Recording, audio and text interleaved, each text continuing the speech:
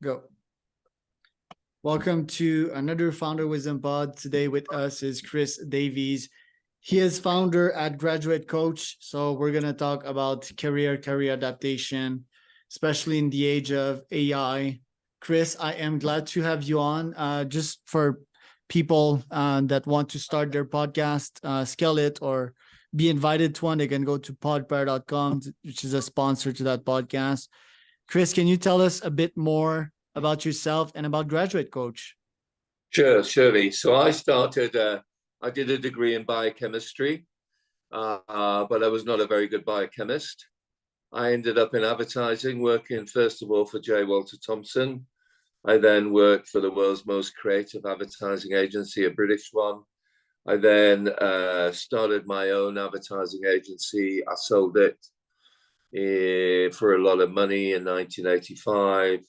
Started another, wasn't very successful, moved into marketing, publishing, and then eventually, 12 years ago, I started Graduate Coach. I started Graduate Coach because the company that I had was an educational magazine company, and we discovered that students could talk to middle-class mums really, really well. And one of the girls said to me one day, I think I want to get a job in sales when I finish, but I haven't got any sales experience. And I said, listen, you've got tons of sales experience. You've been taught how to open a sale, close a sale, establish rapport. You get a credit card from them. You're really good. Really? I said, yes, really. And you're going to get a job easily because everybody wants to go into marketing. Nobody wants to go into sales. Anyway, inside 3 weeks, I've done 20 CVs for all the grads. I discover, like in my day, they're getting no help whatsoever to get jobs or anything at all. And then when I left that company, because I'd sold it, I said to these primarily girls and some guys as well, hey, do you think I should start a graduate coaching company? And I'll help you with CVs and everything. Oh, great job, Chris. This is what we really need. So I spent $250,000 and hired 3 people to start this graduate coaching company. And it was an incredible failure. And we were just about to close. And I had got myself invited to a big graduate job event at Britain's National Exhibition Centre with 150 graduate companies exhibiting there. And on the very first, and I was talking all weekend. On the very first morning, the door opened and these hordes of graduates appeared. And 80% of them appeared with their parents. And I talked to some of the stand owners and I said, what's all this? And they said, oh, they always bring their parents with them. And it's the parents who ask the questions. So we didn't sell anything that day. But in the evening at the hotel, I said, we've had an amazing success. And everyone went, why, Chris? We haven't sold anything. Because I realized we've been talking to graduates, they don't have a penny. And they always think they're going to get a job. Parents know everything. And it's all about parents. And now 12 months later, 12 years later, we're an overnight success. We're the biggest company in the UK. We're bigger than the rest of the sector put together. We get on average a grad a job a week. There's 2.7 million grads searching for jobs in the UK. It's a crazy market. It's getting worse. And approximately 23% only of UK grads get graduate level jobs. So we have a massive problem of graduate underemployability, very similar to the US. So why when I outreach to get interns in my company, no one really responds? Because they haven't got a clue, mate. They're clueless. I would agree with that. When I started, hey, how old were you when you had your first job? Any job? Yeah, I'm not a good example because I was an outlier, but I was probably like 14 or something like that. Okay. My first job was 9. I delivered newspapers, right? So I delivered newspapers, I worked in shops, I had 4 or 5 jobs before I went to university. And then it was mandated in the UK that you can't employ anybody under 16. And then here's the most pernicious lie peddled by schools and unis, both in the UK and US. And that lie is the big lie is it's all about academic qualifications. It's not about employability experiences. So what we have is a crazy situation where graduates from Oxford and Cambridge, even in the UK, they can't even get interviews. Everyone's got a great degree. They've usually got 2. They've all got a first or a 2-1. They haven't got a 95% of them come out not knowing what they want to do. The universities don't in the UK. The universities don't care because the universities only have one client, the government. The government pays them, so they don't give a damn about the graduates themselves or the students. This is somewhat infuriating, and let me give you a really pessimistic view of the educational system, to which I was never a good fit. Most parents, they just throw their children out there because they'll be away from them for some time, and they will survive because like being with their child would be too much torture for them, so they outsource that to someone else. And basically they expect that child to sink or swim at around like 20 or 22 to get the first job. Me personally, I mean, I think my parents did somewhat a good or better job with me. I had earlier jobs, but I still had a shock when it came to my first real work experience, which was a sales job at 20. I would make 200 phone calls a day, and that really broke me in a good way. It really gave me my shell, and I'm carrying that to this day. Really grateful for my mentor. I mean, my dad's an entrepreneur, so he's not like the squared type of parents, but still, I wish I would have been more prepared to get in that job market. And now that AI is getting in the mix, I think it's going to get worse because GPT is like 7 on 10 level. Imagine a student, they're clueless about like the work life, and they don't even know how to apply and stuff. GPT is already like probably a couple of years ahead of them. So that is somewhat scary to me. What do you think about that before I ask other questions? I'm going to say that I don't agree with it. Now, here's my view. Right. In actual fact, for all the graduate jobs out there, the number of jobs where you need really triple hardcore hard skills, right? Okay. They would be coder jobs, they would be medical, they would be things like that, right? Okay.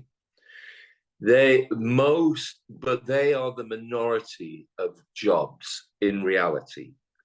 Now, any job, any graduate has to exhibit a mixture of hard skills and soft skills when they go for the job, right? But the biggest area and the thing that freaks UK employers out, and I don't think it's any different in the US, is that the employee to be, the new graduate, has very little knowledge, experience, or even inclination to engage and reach out to people because they are too used to social media. So we got a grad. I mean, we got lots of grads, right? So this grad, great guy, right? And he is a coder, and he's a very good coder, but he can walk. He can walk and talk and eat as well, right? That's very unusual for a coder, right? So he gets an email from a recruiter last week, and this time the recruiter puts his personal email on, okay, and his personal mobile number on, right? And the guy comes to me and says, "Hey, great, look, I'm going to the next stage." I said, "Hey, that's brilliant," and he says, "I'm replying to him now. I'm going to email him." I said, "No, no, no, no, no, man. You're going to ring him." "Why should I ring him?" I said, because look, this is the first email you've had from him, and he's put his mobile on. He wants to talk to you. He wants you to show some initiative, reach out to him and say, hey, Charles, this is really good that I'm at the next stage. Thanks so much for helping me, and so on and so forth. Because the recruiter wants to say to the employer, hey, listen, I've talked to him. He's a really good guy, and so on and so forth. Now, all of that stuff, in the olden days, people used to know all that stuff, but people don't know anything about that now. And of course, UK, US, COVID made things so much worse, right? So in actual fact, sure, mechanistic, mechanical work of all types, things like SEO in our industry, right? Of course, AI is going to help. AI data analytics going to help, of course. It's going to take a kind of AI will be your personal assistant, but AI will not be any good when you need to convince the guys, either in your team or the client team, that what this data is showing is X, Y, Z. So the biggest issue is not, in my view, AI or any of those tech advances. The biggest single issue is a generation of young graduates who do not know how to engage with people who are there. In many instances, it can still be quite a lot older because they've not had to do it. They have been academically hothoused from the age of 5 to 21, and you're just told to pass to the next stage, to pass go, pass this exam, pass this exam, pass this exam.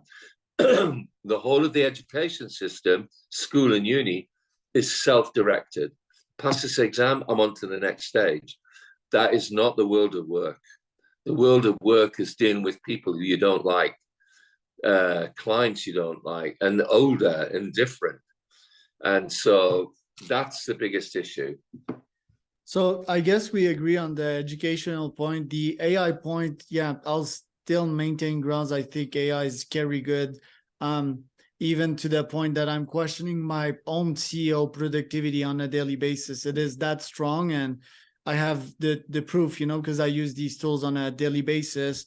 That being said, it seems to me like, yeah, the 16-year-old limit of working age is somewhat ridiculous. I think they need to jump like way more earlier. And I mean, they live in this capitalist system, right? So it's like, you can't get away from that. You can't change that. So like they might as well just work through it. Now, I have a question for my own intern program. I think I have something special. I want your feedback because you're straight in the trenches on a daily basis with these interns, for better and for worse, I guess. I have this podcast, right? I speak to 10 to 15 CEOs a day. I cannot take more. So what I'd like to do is have these interns, specifically in communications or marketing, let's say, train them for free. My program, usually I charge 100K per year to do that. They take the interviews for me, okay? They're not paid. And what they get paid for is if after the pod, they can refer me to someone that is interested in launching their own podcast, or even better, if they can close these people, they also get paid respectively 15% of the transaction if they refer me one, or 30% if they close it themselves, which is really good money. It's like $300 a day for a student. What do you think about that? Do you think it can work, or is it doomed for failure? It's doomed for failure if you're trying to get a student to do it. You should be hiring guys from mobile phone shops. Okay, can you be more people precise? who know how to sell. People who know how to sell.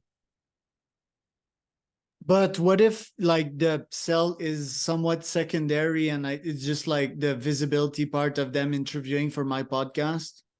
What do you think about that? Do you think a 22-year-old intern has got anything in their head which means that they can engage with a 35 or 45, even 55-year-old CEO?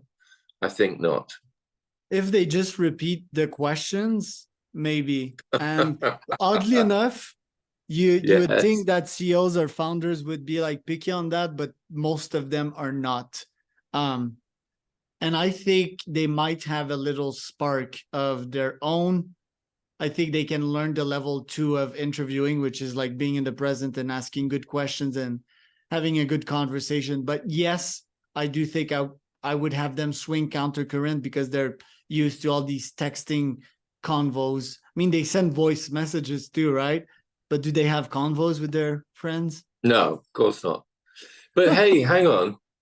Why don't you think so? Basically, what you're saying is, hey, Chris, look, how can I can't clone myself, right?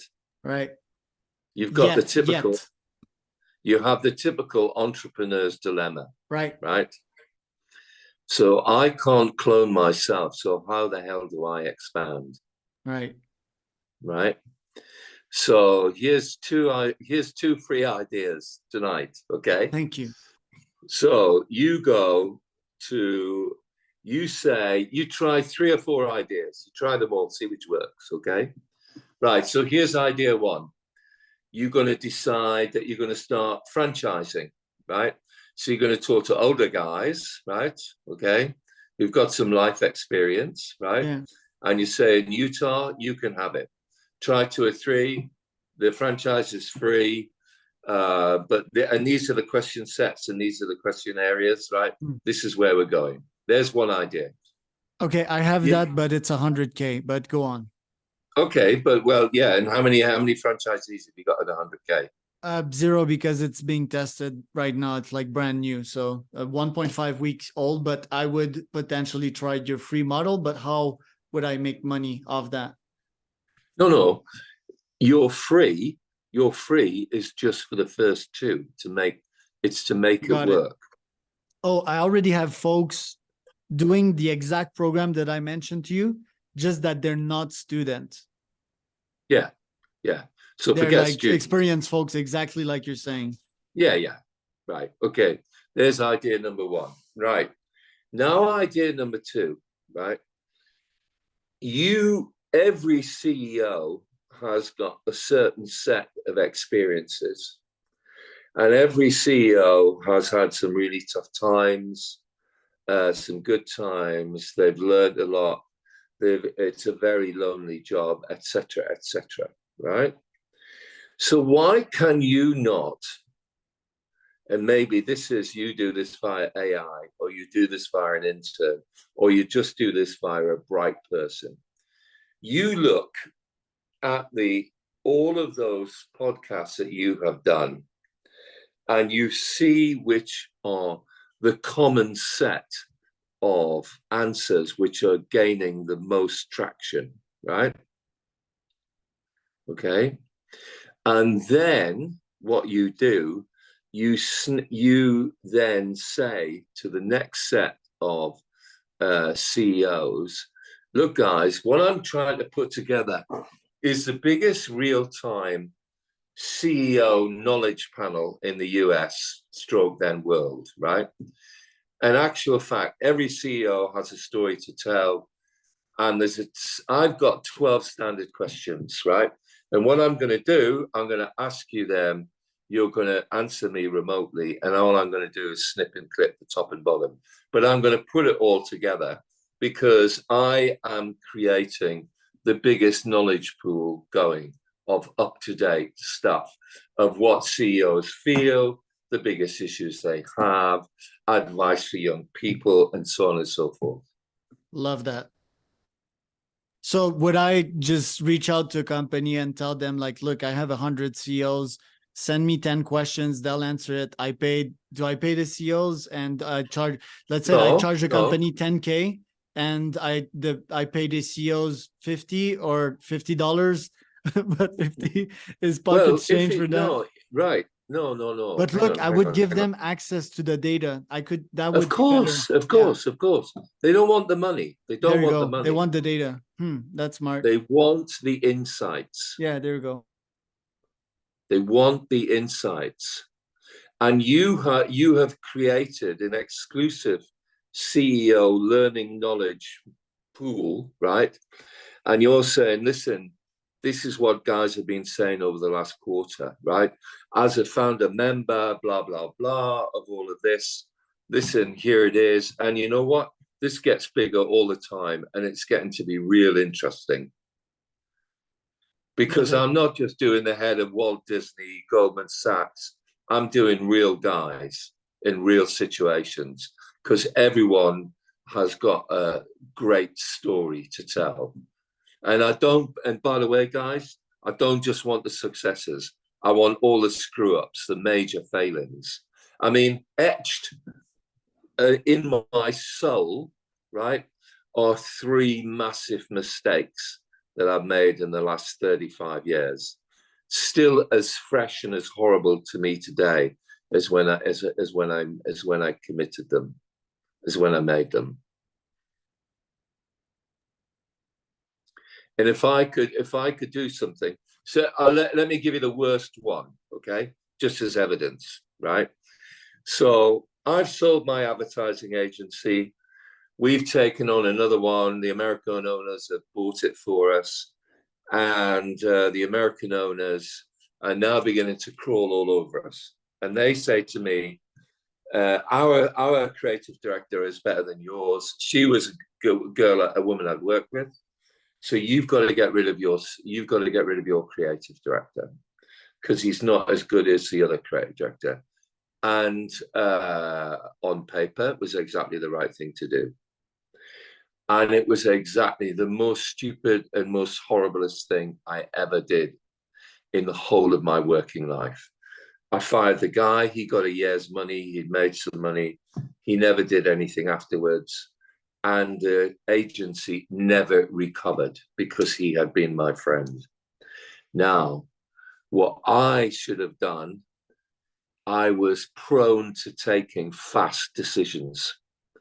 And in actual fact, I should have thought about that decision, not said any yes, not said any no, run it through in my subconscious until I got a better answer out. And the answer would not have been the one that I made. And there was one other thing. By then, I've sold the company and I get fired, as you always do, right? The very first day I get fired, the CEO of another advertising agency, as I'm on the front page of the advertising trade press in the UK, he phones me up and he says, hey, Chris, come to lunch. Hey, come and work for us. And I was a stupid, arrogant guy. And I said, I never want to work for anyone again. I only want to work on my own. And he said, maybe we'll back you.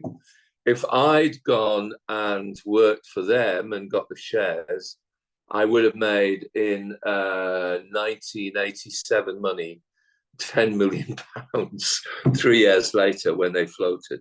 And it's because I was an arrogant idiot. And again, I should have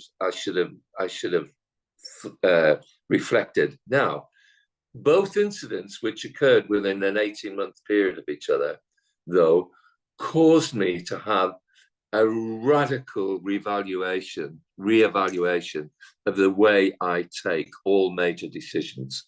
All major decisions now, I never take quickly. You're aware of, you have your frontal cortex, you have your back brain, and then you have your, the primitive brain that keeps you breathing. Your subconscious is always talking to your conscious brain, right? So when I have a big problem to sort out, I say to my conscious brain, you guys go and sort it out between you. And then 2 weeks later, one morning, I wake up and I've got the answer. And now the answer is 95% right, not 40% right. There you go. Just one question on that. If I would face the same problem, I would consult my council of elders, which would be the CEOs. I think I would mail all of them and ask them, like, what should I do here? I would put that data in my backlog, give it 2 weeks, 2 days to 2 weeks, like you would. Would that be a better approach as well? Of course, even better. All right. And what's your third problem to wrap this up? The third decision you made that was horrible. Well, the third decision I made that was horrible was this is now the best job I've ever had. It's, hey, listen, I've sold beer, I've sold cars, I've sold banks, I've created brands, I've worked at global brand level for big brand companies, right? And it was good, but there's nothing beats helping somebody. So the thing is, if you want a great job, which means really it's not a job anymore at all, right? A great job is a job that you can look yourself in the eye in the morning or at the weekend and say, I made a difference this week. It's not about the pursuit of money. It's not about the pursuit of power, but it's about the pursuit of thinking, I did some good today. Yeah, love that. That might justify actually why I might spend 25-ish% of my time in biotech and saving lives. You know, what's more rewarding than that? Love that. Love that lesson, Chris. We need to wrap this up. Where can people find out more about you? Graduatecoach.co.uk. There you go. And I am Charles Cormier, your host, founder of wisdompodcast.com. That was Chris Davies.